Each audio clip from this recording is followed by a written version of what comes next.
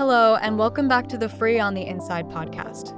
Today, we are spending some time with Aura Lynn. Aura has an amazing testimony. She struggled with a life of trauma and addiction. In November 2008, after leaving work, she and a friend went out partying. Driving home that night, Aura hit and killed a man on the side of the road. Absolutely unaware of the incident, she was completely devastated when law enforcement told her what she had done. Aura was then arrested for homicide and taken to the county jail. But God wasn't done with her story. Sit back and enjoy this powerful episode. Here's your host, Donna Sparks. Hello, everyone, and welcome back to the Free on the Inside podcast. I am so excited to be with you again today, and I'm so glad you have joined us for this special interview. I have my friend Aura with me today, and she has a tremendous testimony. You are going to be so glad that you tuned in to hear what she has to say today.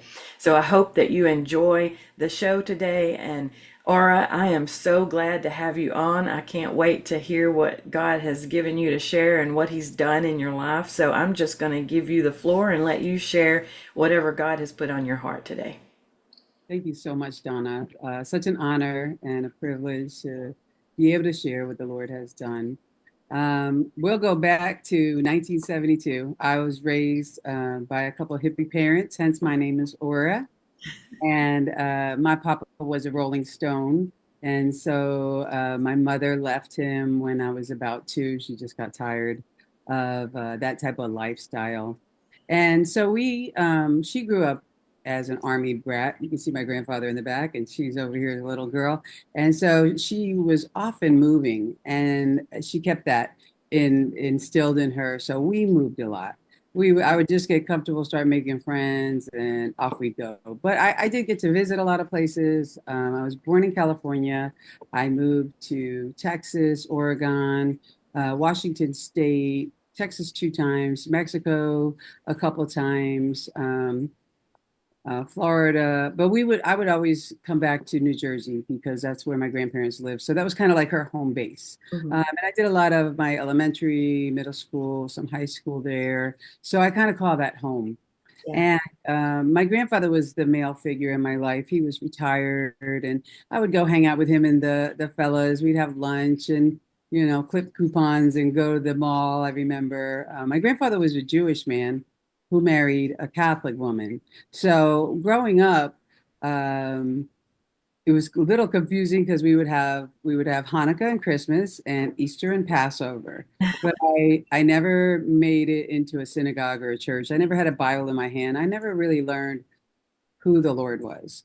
And my mother, I would call her agnostic because she was confused. She didn't really know the truth.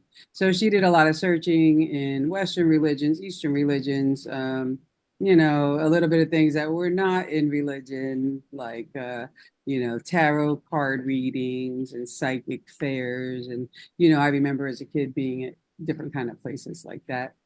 But, in the end of her life, she found Jesus and she knew him and she loved him, and she's gone to be with him now. So I'm grateful for the things that she learned that pointed her in the right direction of the truth.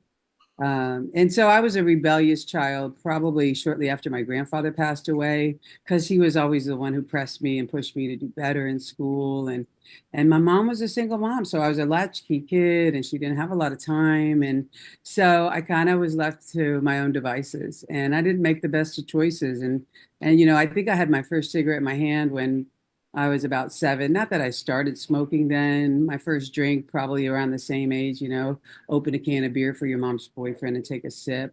But I didn't start until about 11 and 12 when I was in school in Lakewood, New Jersey.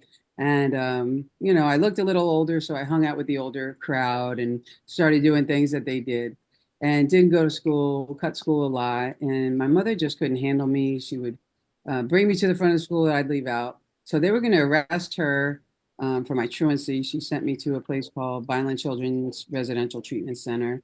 And that was my first taste of an institution. And so it was a co-ed facility. All you had to do is follow the rules for 6 months and you could go home. Simple enough, right? Well, week 2, I took about 7 girls. We went AWOL and all went to our respective places. It wasn't long before they caught up to me and I had to come right back. And start that process over. And then they diagnosed me socially maladjusted, probably oppositional defiance, and tried to get me in some type of treatment and medication. And I always told the people what they wanted to hear, but I didn't ever really talk about any trauma, because I believe in my heart of hearts that the rebellion started with the trauma of abandonment, the issues of not having a father when everyone else had a father, feeling like there was something wrong with me, personally. And so I would cover that pain up, started with drinking and smoking marijuana, cigarettes, and so I would, dibble and dabble in other drugs, and just wouldn't do the right thing. So my mom couldn't handle me still. And at 15, going on 16, she said, well, let's move her. We'll make a geographical location change and that'll fix it. So we came to Florida, and I quit school because I knew everything. You couldn't tell me anything. Quit school, began work, and got my GED, and didn't really know what I wanted to be when I grew up. And I met this guy at 17 and ended up pregnant with my first daughter. And so the drugs, the alcohol, all that stopped. And the guy that I met, I don't even know how I met this guy. I was in a party house he had 4 roommates that were in Job Corps. And he's the one who doesn't smoke, doesn't drink, goes to church, loves the Lord. And I'm like, how did I get this square? Right.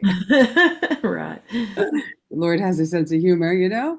So I, did life with him. I think I was engaged for, 6 years with this guy, never really willing to commit to him. We ended up in Virginia, where he was from. And then I was isolated and alone. And he started to become pretty narcissistic and controlling. And I really didn't like my life at all. So I started drinking again and finding folks who drank. Um, and so while I was home, at one point, I put an application in for a program called Section 8. And so my mom called me about 2 years into us living up there and said, you got some letter from Section 8. I said, open it. And so they had approved me for a 1 bedroom for me and my daughter. And I packed up my little Datsun 210 and all her things, and we came down here and had our own little place and started back to college. I called myself a career college student, didn't know what I wanted to be when I grew up, and just took a bunch of prerequisites and worked part-time, and started hanging out with some of the folks, but not as wild as I was in the younger days because I have a kid now and trying to do better.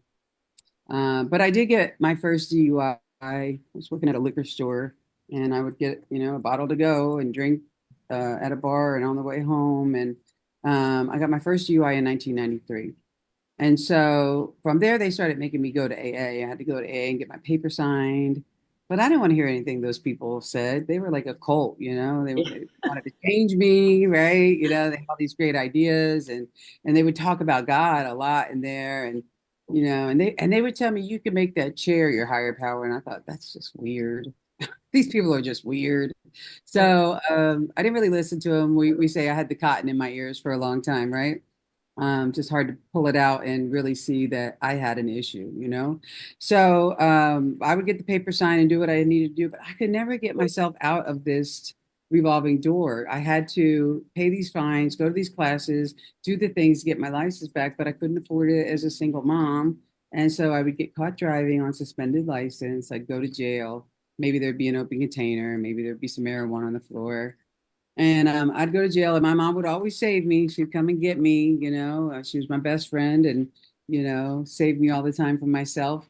And 1996, I got a violation of probation, and I couldn't move. This was the first time she couldn't come get me. I had to sit there for 60 days. And I met Chaplain Westmoreland. And so here's this cute little church lady with gray curled hair.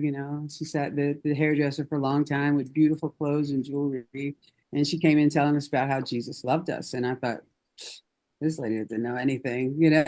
And then she told us her testimony about how she was drunk on the pew in church in 8th grade. And she said, next time they get up to praise, I'm going to get out the back door. And she got out to praise and worship, and the Lord arrested her. She couldn't move. And she found the Lord that day. She gave her life over to him. And from that day, he showed her visions of teaching women Bible songs in the jail, and she said, "I didn't even know how to play a guitar."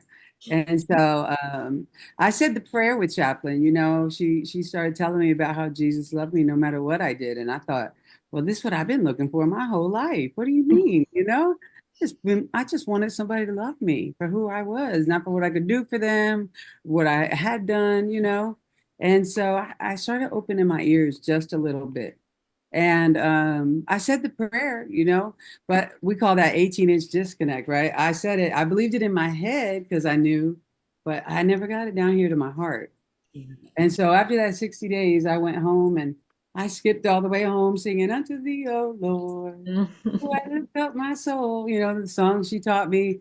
And I got to the house and um, Jaleesa's dad was there, and there were dishes all over piled up to the ceiling. There was messes everywhere. My daughter had a big knot in her hair, and I forgot I was a Christian. I started cussing and carrying on. And if nothing changes, nothing changes, right? So I continued to do the same thing and expect a different result. Got back with those same people, jack of all trades. I did all kinds of things. Some I'm not proud of. They may call that human trafficking. Back then, we worked for a massage service. I did all kind of things. Sold flowers on the side of the road. I called myself a hustler, sold drugs, sold things, and just did all kind of things and didn't live a good lifestyle. And like I thought the Lord was just angry and mad at me because of who I was. So I never really wanted to talk to him because my vision was he was way far away, angry at me. I couldn't get it right. So why would I talk to him? And so I went on about my business, living my life, for me, selfish, self-centered. And 1998, my mom told me she had lung cancer Oh, wow. and that she was 49 and that they gave her 6 months to live. And I was like, whoa, like there's no way. I was in my 20s. There's no way in the world that and she had just found Jesus. Like she was a praying woman and, she was always talking to me about him. And I thought, well, her faith is going to help her. And she, had all these before, kombucha was the thing. There was this mushroom growing in the refrigerator, right? There was spinach everywhere, all these holistic type of treatments. And so in her last day, she was in hospice, and the chaplain came to me the last day I saw her and said, she's holding on because of you. You got to tell her goodbye. And I said, tell her goodbye? What do you mean? No way. And she said, you'll see. So I went in the room and lights are on and nobody's home. She's talking about my grandfather, talking to my grandfather, talking about all the angels. And so I got in the bed with her and I told her, you did a good job and I love you and I'm gonna miss you. And it was really tough. I cried pretty hard and she was gone the next day. And so I was heartbroken, like here's my best friend and the only one who's really been in my corner, only one there for me, and she's gone. So now what? So I had done all those prerequisites, and I'm like, well, nobody's going to save me. I have to save myself now. I need to do something. And so I really liked the way they took care of my mom, the nurses. And so I said, I'm going to be a nurse. And I went to Seminole State College, and I became an LPN first. And I really wasn't, too much into drugs and alcohol, studying and focusing on being the best I could, president's list, I like to get good grades because they give you accolades, right? And so after I completed the LPN class, I became an LPN, took the test, and I worked for a lady, and she gave me the handbook for my first client, home care. And this guy, Jart, he was really young. He fell off a roof. He worked for NASA and he was quadriplegic. And so this guy taught me everything I ever learned in the books. But she gives me the manual and I'm reading and like page 2, it's like, don't leave him alone with his wife. And I'm like, that's weird. Well, why can't you leave him alone with his wife? And she said, well, last time we left him alone, she let him smoke crack and he was on oxygen and blew his face up. I'm like, Oh, oh, okay. wow. This is where we're going to work. So Jart taught me his family dynamics, taught me way more than I ever bargained for. I thought, well, this will be a nice quiet job so I could study for my RN. Right. Right. But I did learn a lot. And he taught me everything I learned in the books. He had a peg tube, a G tube. He coded on me. Everything that I ever learned in those books that I was fearful of. He had diabetes, needles. I had to do shots, and he helped me overcome a lot of those things. And so God always had me right where He needed me. And I got my RN in 2003. Through that time, I was with another guy for about 7 years. I don't know why that's my special number. And he was an alcoholic, drank a half a gallon, excuse me, half a gallon of vodka a day. And so I drank a lot more with him. But when I started going to nursing school, I really stopped doing a lot of those things and was really focused and really was trying to get away from him, but I just couldn't break that tie yet. And then I did when I graduated from RN school. And so I'm single in 2003, my first really nice car I buy. Like I had like 20 lemons, you go over a speed bump and the axle falls off, buy a car to yard sale for 250. Those are my kind of cars, right? So like I bought my first new car. I purchased my first home, and like I was just living the dream. This was like really a special time for me in my life. I was single, started working at like a real job in the hospital. They hired me on the floor. So my hiring manager, well, she liked to party, So we started going out, having a couple drinks, and then she wanted to get a little cocaine, and I might have knew where to get a little cocaine, and that's where I met my now ex-husband. And so he sold me the cocaine, and we became friends, and we would get high and talk about God. I don't know. He's always with you, right? Like no matter where you're at, he is there. So he would be with us there, in the middle of our mess, meeting us right where we're at. Well, we were talking about him. And so he ended up going to jail, and his baby's mom cheated on him, and then we became an item, I guess, afterwards. And he was not good for me, very toxic, sold drugs. I'm working as a nurse in the hospital, making 60 grand a year, and I'm selling drugs at the bar because I'm in competition. So I'm not any better than he was, right?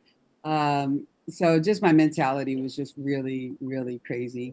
And so in 2008, I missed my period. I'm 35, my daughter's 16, and I'm like, oh, it must be menopause, And I go to Mhm. the doctor, and they're like, you're pregnant. And I'm like, they really weren't tears of joy.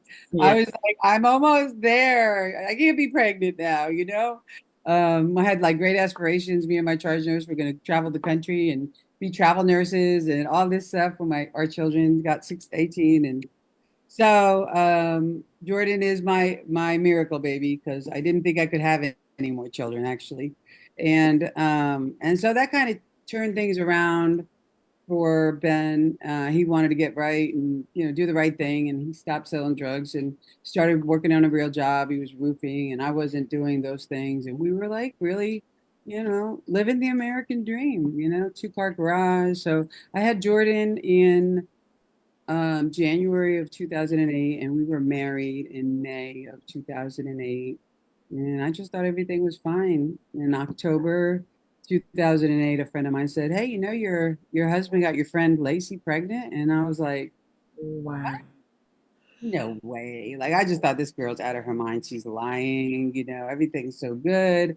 How would that happen? And so this friend is not just a friend, but she watched my daughter. I met them when they were 13 and 15, and they were my babysitters while I went to college. Um, Her daughter's my goddaughter. They were like my little sisters. And so when I found this out, I had been clean and sober 2 years because I had a reckless driving in 2006.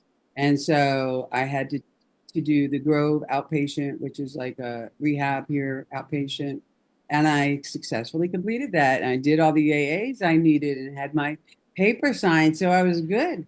And I didn't need a program of recovery. I was cured and healed. And so when I got this news, I didn't have a sponsor to call, and I didn't have a church family surrounding me. I didn't have any support system. So I called the same people and ended up going to the same places doing the same things. And so it wasn't but a couple weeks of me drinking. I was working in the hospital 12-hour shifts. So it was November 12th, 2008. and I had worked a 12-hour shift. It was a Wednesday, and I got off and I went home, and my daughter was there. And my daughter had recently been saved, and she was like, "Mommy, come to church with me tonight." And I was like, "I don't hear anything about God. You know, Mm. I'm going out. You're watching the baby. See you." And I went out that night and started at one place, and I hadn't drank in 2 years. I had lost 70 pounds after my son, besides the pregnancy weight, I had lost 70 pounds from my pre-pregnancy. And so I couldn't really drink. So I had like one drink. We went to another place. I had another drink. We ended up at the last place, and this guy who had sold me my Highlander, he was buying me drinks and drinks, and I kept giving it to my friend because I knew I couldn't drink that much. So on our way home, we dropped somebody off, and then we're on our way to take her back to her vehicle where we started at. And I'm asleep at the wheel. She's dead asleep because that guy from the toxology report, he had put Xanax in the drinks. Oh, wow. We had better plans that he thought were going to happen that night. And Mm. so I wake up to a loud crash and my windshield was burst. And so I'm trying to wake up Robin, like, did you hear what just happened? And she really can't wake up because she had way more than me. So I do a U-turn and come back over, and there's a guy waving in the road. And so my ex-husband at that point was really stalkerish, like, you can't keep my son from me and you can't leave me. And so I thought instantly he saw us at the bar. Oh my gosh, he threw a brick at the car. Like this is my mindset. So I drop her at the car. Her car was like a block away from that point. And I'm sitting behind Pizza Hut, scared to go home. Like, he's going to be there waiting for me. I don't know what he's going to do to me. And the police arrive. And he's like, you hit somebody. And I'm like, no. And I'm trying to tell him what I think happened. And he's like, no, ma'am, you hit somebody. I'm like, well, how's the guy? How is he? And this officer is so nice. Like, he's like, I don't know. We don't know till they cleared the accident. And I smoked cigarettes at the time. He's let me smoke cigarettes outside the cop car, and just a really nice guy. And so we get to the station, and I'm sitting outside of his office in a chair, and he's calling his wife. And he said, "Hey, honey, what do you want me to bring for breakfast?" And I am like losing my mind. This is my Mhm. son's husband, and this lady walks by. She's like, "Oh, ma'am, are you okay?" And I really can't say anything, but she hears me say Jaleesa, my daughter's name. She's like, "Jaleesa Lynn," and I'm like, "Yeah, my daughter? Like, she's supposed to go to high school in 20 minutes. Like, you need to call her." And so she's like, "Yeah, I go to church with your daughter. She recently been saved. She walks different. She talks different." And I'm like, "Yeah, can you call her?" So like all these little God moments. And then I get into the questioning room, and they have a folder, and it says homicide. Wow. And from there, I'm in a state of shock. Like, my everything just gets really blurry.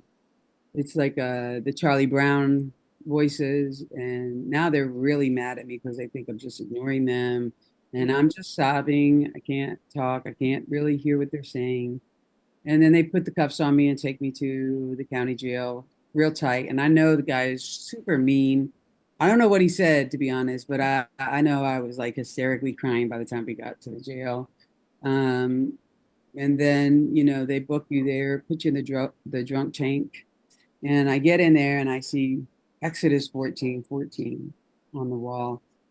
And this is the first time I wanted to get it into population so I could get a Bible. I wanted to see. I knew the Lord was speaking to me, and it said, "Stand still and see the salvation of the Lord," that He would fight for me.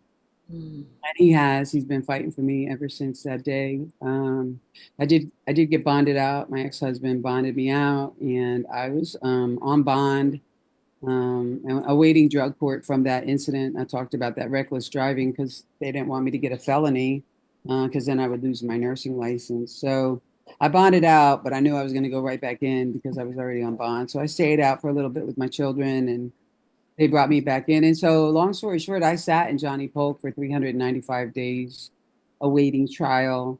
And I became Chaplain Westmoreland's assistant. I mean, you talk about favor. Like, I had a red band. You're not supposed to go anywhere, do anything. my husband's cousin was one of the CEOs. I was I was the rec person. I got to stay out on rec and clean up for hours, picking up little pieces of dirt. So I did whatever I could to make my time go by fast, and really had a relationship with the Lord. Really started seeing how much He loved me and these girls that would come in. One in particular, her name was Stacy, and she was the first person I fasted and prayed with. She was the first person who told me that I was a royal priesthood. And this girl, she may have been to the county like 52 times, right? She's a frequent flyer. That girl could get out of attempted murder.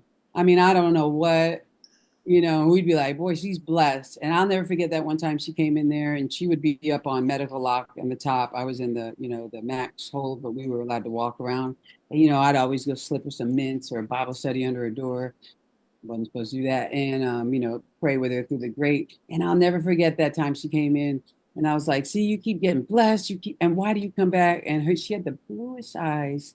And she said, I think it's God that keeps allowing me to go out there. And her eyes turned black. And I walked away from there and I was like, whoa. Like that was my first encounter with the demon. Like I just knew that he had her. And so I knew that something needed to be done. I ended up, when I went to court, they gave me, I thought I was looking at a 15-year sentence the whole time. And they came with the paper to sign, 4 years Department of Correction, 2 years community control, and 24 years probation. And I was like, well, that's not mapping. Right. Like, well, my lawyer probably thought if I told you that they couldn't double jeopardy charge you because you left the scene of the accident and it's DUI manslaughter, they made it DUI manslaughter enhanced and you were a first-degree felon. And I'm like, oh, he said, yeah, you probably would have been hanging from the rafter, right? And I was like, so I didn't take the deal that day. I kind of went home and I prayed, not home, back to the cell, and I prayed and chaplain, I had a meeting with chaplain. She said, well, what's your alternative? I was like, yeah, what is my alternative? I don't have one. Like either I take it or I go to trial and then I could really get 30 years, right?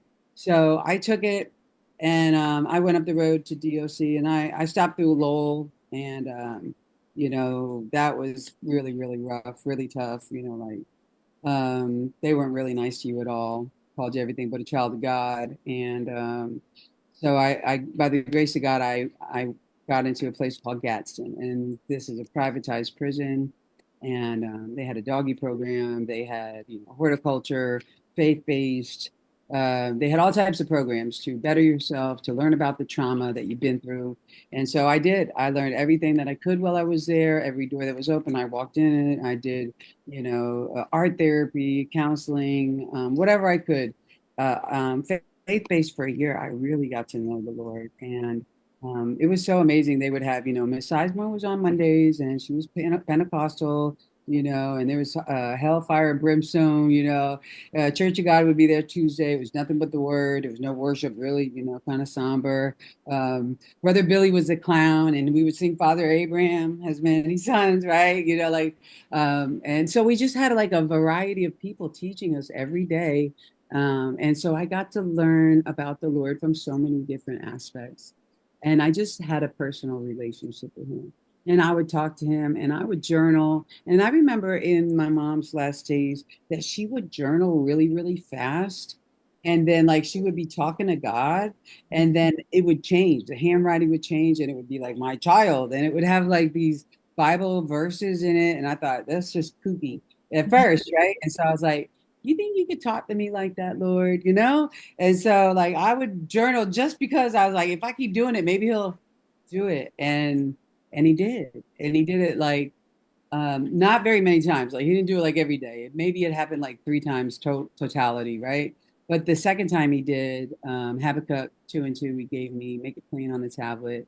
And I did. And I drew this picture and it was an 8-sided building and it had a prayer room and it had a kitchen and bathrooms and showers and and it was a transition home and I was like, wow, that's really awesome, Lord, because they need it. I mean, I wonder who's going to do it. So I finished doing my time, and I went to work release and I became the mother shucker at Lee and Rick's Oyster Bar. And I'll never forget that day. He said, I went to go get the job and I had never seen an oyster in my life, and it was dark and dingy and smelled really bad. And I was like, Lord, this can't be the place. This is not it. And he was like, oh, you're going to be the light. And, not in a big Mhm. foul thing, but in my heart, I was like, no, no, I'm not that bright. I'm really not that bright. Right. And so I did. I got to really, I remember being at the keg pouring beer with other work release guys, and telling them about Jesus at the keg, right? I just love the Lord. He'll show up anywhere, even the customers, telling them about my experience with the Lord. And so like I said, I have to reinvent myself when I get out. And they took my nursing license for being involved in a felony. So I began going to school to become a paralegal. I was waitressing and doing that. I was restored to my son. My daughter was grown and living with her father up there in Virginia. And God gave me some great promises. Like he would restore to me everything the cankerworm and locust had eaten. And he did that. And that he would give me the house that I didn't build with my own hands, with every good thing in it in Deuteronomy, right? And he gave me this efficiency apartment when I lived with my mother-in-law in Jordan first, and then this little apartment, right? We had a bunk bed and it had a TV and this little futon, and it even had a little room on the outside with a laundry room. I could put my bicycle in there, and everything I needed was there. And I was like, that's it, that's it. But like he did it again with the duplex, and then he did it again when he restored me to a home, better than the one that I lost. I lost everything when I went to prison. My ex-husband let him take like the granite countertops off the house before they foreclosed on it. Like he sold and gave away every heirloom I ever had. And so God restored all of those things, and but more than that, my self-respect and my love for myself, because he told me that I'm to love him with all my soul, with all my heart, with all my mind, and then my neighbor is myself. But I didn't love me for a long time because I worked the 12 steps under Celebrate Recovery in prison. AA had told me many times, you need to get a sponsor, you need to work the steps. And I was like, nah, nah, nah, I'm not an alcoholic. That's so the bridge, right? And so I came to the end of myself there. Also in prison, I did something called RTU, which is a therapeutic community, like rehab on steroids. You got to snitch on people in prison. It was great, let me tell you. Uh, but it taught me a lot about myself and the trauma, like I said, that happened to me. And I stuffed trauma down so far that I didn't know my first sexual experience. I was raped at 12. When I started unfolding and allowing God to peel back these layers, I started to see how the enemy had a plan for so long to take me out, because he comes to kill, steal, and destroy. And that was what he was trying to do from the beginning, because he knew if God got a hold of me that I would not shut up to tell Mhm. people about how good he is and how he saved me and how he loved me. Like I said, I couldn't forgive myself.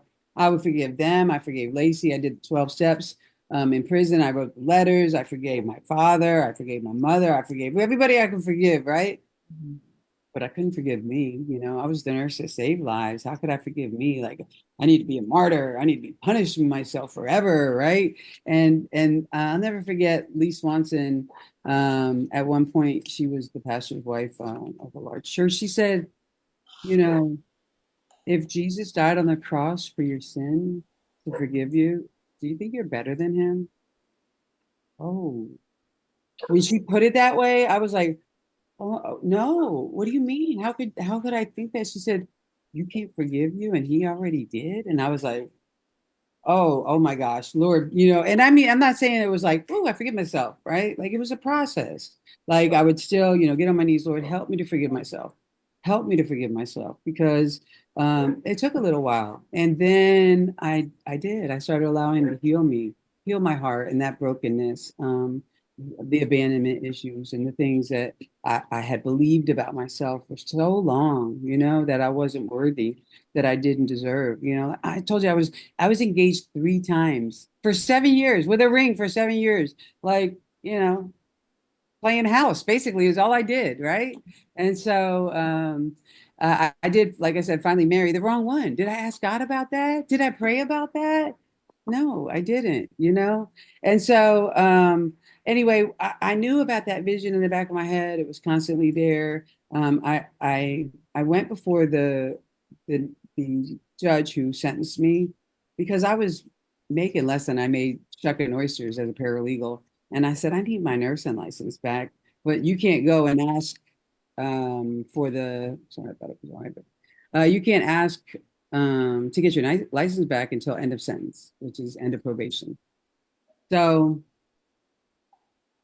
4 years in, 2 years community control, and 2 years of regular probation, I went before the judge, and they released me of 22 years of probation, which is like they never do. You have to do like half of your time for them to do that. And so I was able to go before the board of nursing, and they restored my nursing license 5-1.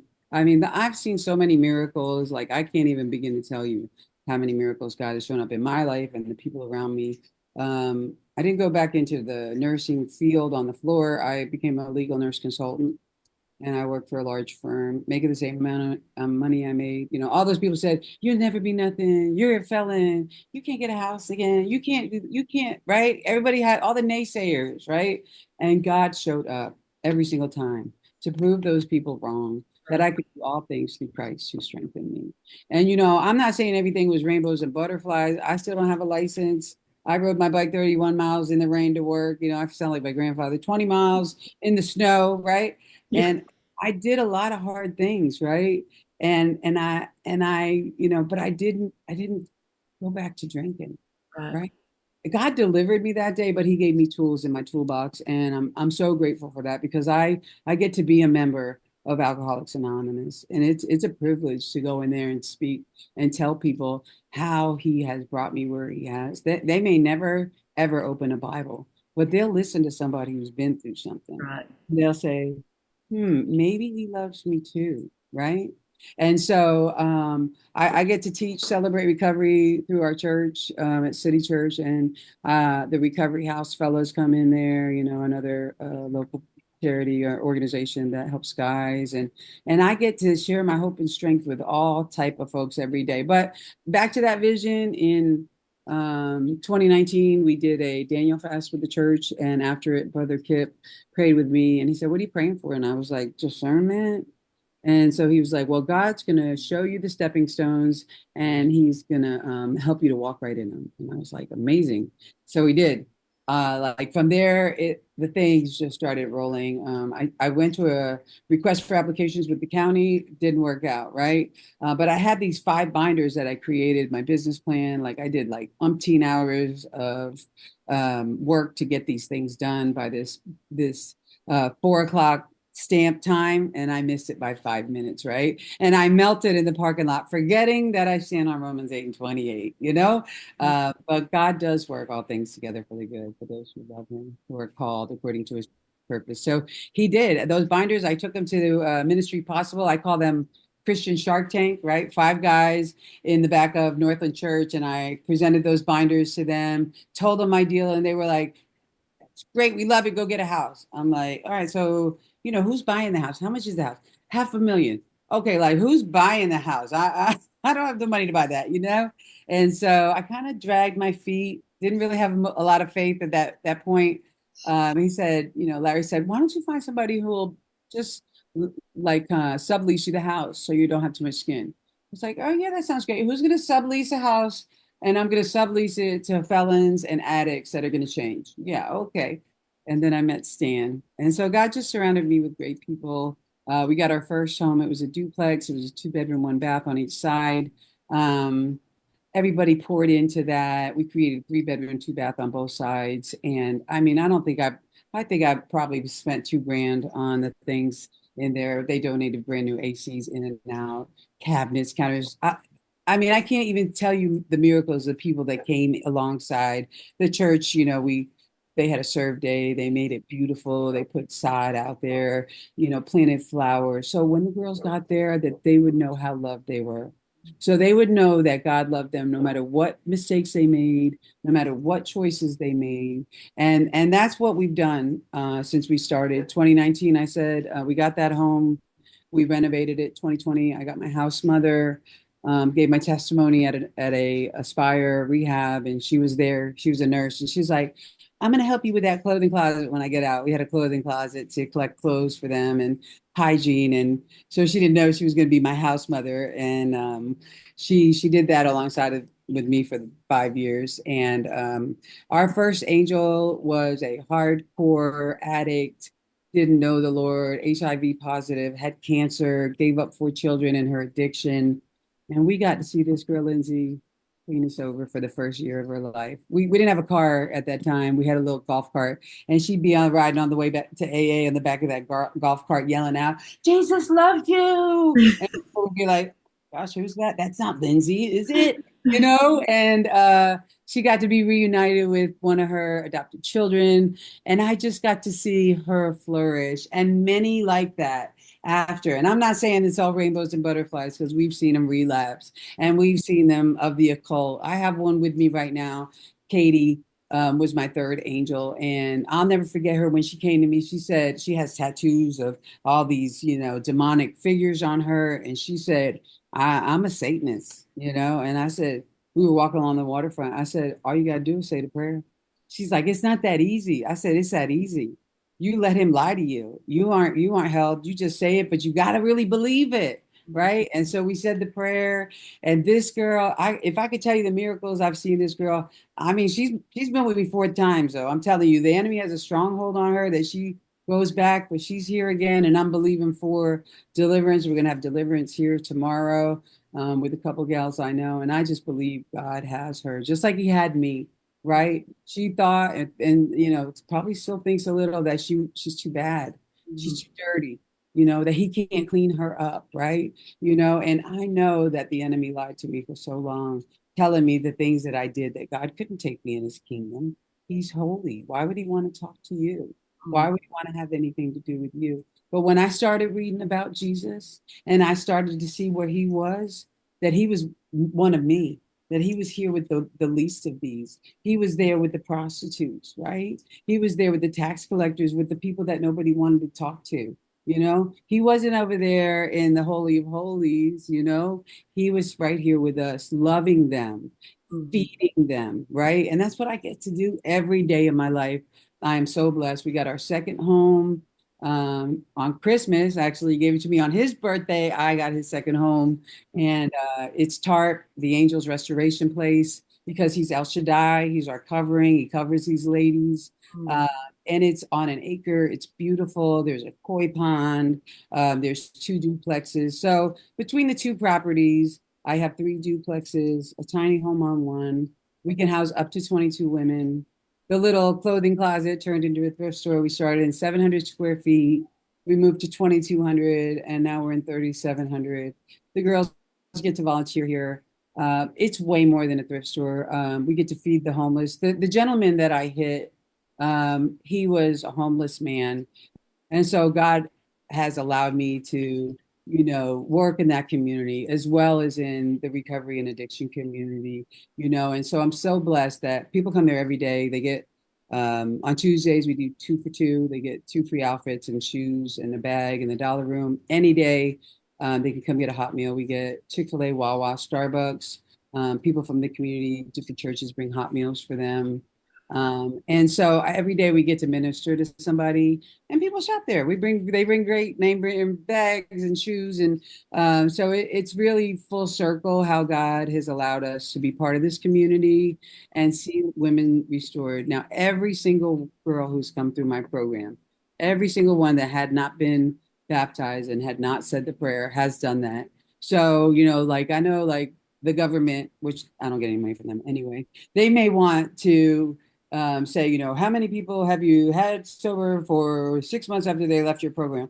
Well, you know what? One day is a miracle in God's eyes, right? And one person saved who knows Him, who said that and meant it, they're going to see Him in glory. So whether they went back out, and Lindsay, my first angel, she passed this last year. She went back in after her, second or third stint. She did a essay to come back to us, and she was supposed to come on Saturday. She got released from DOC on Saturday, and they found her dead Thursday.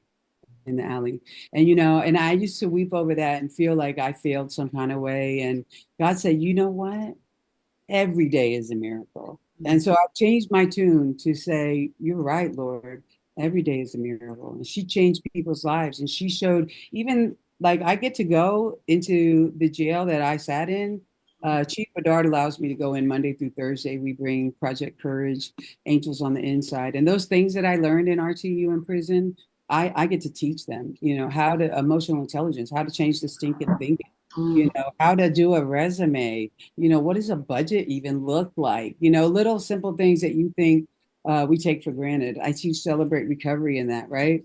And so we do a 4-week class. And this last week, I didn't have a speaker for graduation. And I brought I brought her essay that she asked to come back.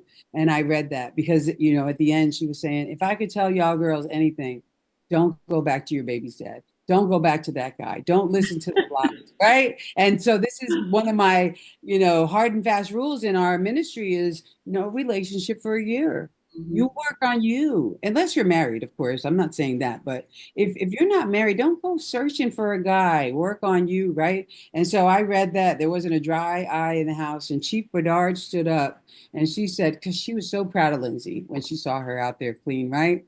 And she stood up and she said, y'all don't know this, but my neighbor found her body when he was walking her dog, and she died of a fentanyl overdose. She wasn't getting high by herself. You think you got drug friends? Right. She said every single one of those friends left her in the woods to die. And I mean, there was not a dry eye. You could hear a pin drop in that room. And I thought, wow, like that was so impactful because we think we have friends, but those people weren't her friends. Those people that I ran with, they weren't my friends. Now I know that I have friends. I have people in the Lord, in my recovery community, in my church. I get to serve alongside, and that's what we teach in our program, God, recovery, and everything else. A firm foundation of the Lord, because life is lifey. And if you don't have that foundation to stand on, to lean on, if you don't have that rock, you're going to fall down. And you're going to allow the enemy to whisper those lies in your ears, and you're going to listen again. So I'm just so grateful that he saved me and he allows me to talk about him. I get to go into the prison I came out of. I was just there yesterday for the reentry fair. And I also get to go to the work release I was at and, encourage folks. So if you're feeling like it's going to be too tough, it's going to be tough. Don't get me wrong. But if you take God with you, if you know my best friend, and if you really just spend time with him every day, Paul said we pray without ceasing. We're talking to him all day long. I'm not on my knees all day. I wouldn't be able to work. I wouldn't be able to run a ministry. I wouldn't be able to do the things that I do. But every day I'm talking to him about every little detail. What kind of shoes do we wear? That sounds stupid. Well, he goes before me. He knows where I'm going to be, right? So I'm just so blessed that he uses a wretch like me. And I thank you so much, Donna, for allowing me to come and speak. And my dogs are having a fit. I think somebody got. Well, I love how he brings things full circle, and it's obvious that he has done that in your life, and it's amazing that you get to go back and minister in the places where you were. That's just an awesome testimony, and to what he's doing in your life currently. That's just fantastic. It's amazing. But before we leave today, would you mind praying over the viewers? Absolutely, absolutely. Father, we just thank you, Lord. We thank you and praise you for who you are. We thank you for each person on the other side of this, Father God. We just thank you that you know all about their heartaches. You catch every tear in a bottle. You know all about their fears and what is going on in their lives on that side, Lord. And I just ask that you would be with them, that you would show them the path, that you would open doors that need to be open, Father, that you would shut those that need to be shut, and that you would remind them when the enemy tries to whisper who they were, that you would remind them who they are in you, that they are more than a conqueror, that they are an overcomer, that they can do anything with you, Father, that they're not going to be doing anything without you. And I just ask that you would just help them, Father, when times get tough out here, when it seems tough to get a job, when there's naysayers, that they don't believe it, that they just keep pushing forward no matter what, that they just keep walking by faith and not by sight, knowing that you can do anything but fail. And I thank you. I thank you for this ministry that you have, that you can allow folks to hear about your glory. And I thank you for saving me and saving them to reach back in the fire, to help those that only they can help, Father. And I thank you and praise you for who you are. We love you in Jesus' mighty name. Amen. Amen. Thank you so much, Aura. You've been such a blessing today. And thank you, viewers, for tuning in again to Free on the Inside podcast. If today you have been blessed and touched by Aura's testimony and you'd like to reach out to her, you can do that by writing to us at Story of Grace Prison Ministry, P.O. Box 13, Lexington, Tennessee 38351. And we are praying for you. We believe in you, and we'll see you in the next episode. Goodbye. Bye, y'all. Thank you for joining us today. We hope you were blessed by the show. If you would like to reach out to any of our guests, or if you would like to make a personal request for prayer, you can write to us at Story of Grace Prison Ministry, Post Office Box 13, Lexington, Tennessee 38351. We read every letter and take every request to God in prayer. You are loved and you are seen. We hope you will join us next time on the Free on the Inside podcast. Goodbye.